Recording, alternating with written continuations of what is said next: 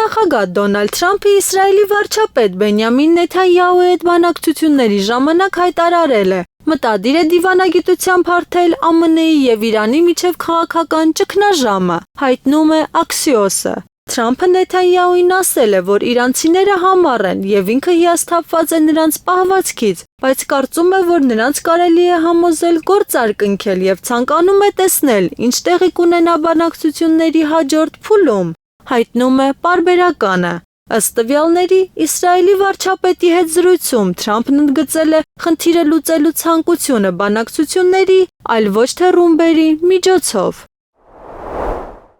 Ռուսաստանի նախագահի օգնական Վլադիմիր Մեդինսկին ուկրաինական հակամարտությունն անվանել է երկու եղբայրների վեճ։ Նրա խոսքերը մեջբերում է Wall Street Journal պարբերականը։ Ուկրաինայի հակամարտությունն ինձ հիշեցնում է երկու եղբայրների, ավագ եւ կրտսերի վեճ, թե նրանցից ով է ավելի խելացի եւ կարեւոր, ասել է նա։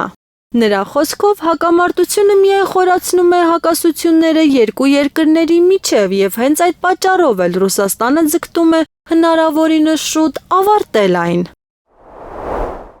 ԱՄՆ նախագահ Դոնալդ Թրամփը չի կարող երկխոսություն վարել իրականությունից կտրված Ուկրաինայի առաջնորդ Վոլոդիմիր Զելենսկու հետ, ով պետք է ոչնչացվի։ Նման առաջարկով հանդես է եկել ամերիկացի պաշտոնաթող գնդապետ Դուգլաս Մակգրեգորը։ Նրա խոսքով Զելենսկին անընդհատ շփոթվում է եւ նույնիսկ չի կարող բացատրել կոնկրետ ինչում է կայանում Ուկրաինայի հաղթանակը հակամարտությունում։ Թրամփը չի կարող խոսել նրա հետ, քանզի Զելենսկին խելամիտ չէ։ Իրականում հաղթանակը Զելենսկու եւ Կիևում հանցագործների այդ խմբավորման ոչնչացումն է, կարծում է փորձագետը։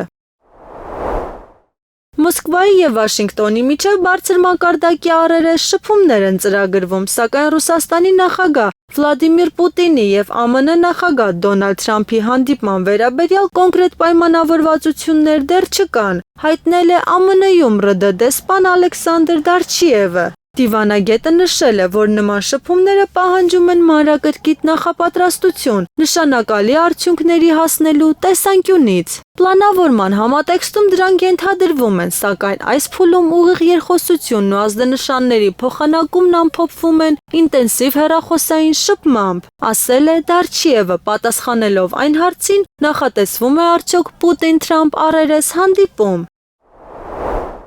ԱՄՆ-ն 2026 թվականին կկրճատի Ուկրաինային տրամադրվող օգնությունը, քանի որ գործող իշխանությունները հանդես են գալիս հակամարտության խաղաղ կարգավորման օգտին, հայտարարել է ԱՄՆ պաշտպանության նախարար Փիթ Հեգեցը։ Ներկայիս վարչակազմը բոլորովին այլ տեսակետ ունի այս հակամարտության վերաբերյալ։ Մենք կարծում ենք, որ բանակցությունների միջոցով խաղաղ կարգավորումը բխում է երկու կողմերի եւ մեր երկրի շահերից, նշել է Պենտագոնի ղեկավարը։ Հեգեցը հայտարարել է, որ այդ կապակցությամբ Վաշինգտոնը կնվազեցնի Կիևին աջակցելու ծախսերը 2026 թվականի իր պաշտպանական բյուջեում, որը կկազմի մոտ $1 տրիլիոն։